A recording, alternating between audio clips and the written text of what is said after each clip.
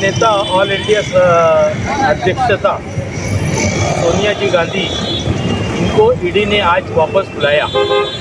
8 रोज़ पहले चौकसी हुई थी, उसके बाद आज वापस बुलाया। बार बार मोदी सरकार जो है अपोजिशन को परेशान कर रही है, ईडी लगाकर सीटी बजाकर बार बार ये परेशानी में डाल रही है। महंगाई के खिलाफ इनका ध्यान नहीं है, हिंदू मुसलमान को भड़काव करने का। कई आज तेल का दाम बढ़ गया, गैस सिलेंडर 1000 पार कर गया, ये सब कोई चीज़ नहीं। आज खाने के दाम का, खाने के ऊपर आटा हो गया, तेल हो गया, और बहुत सारी चीज़ें ऐसी हो गई कि जिसके ऊपर 5% GST लगा दिया गया।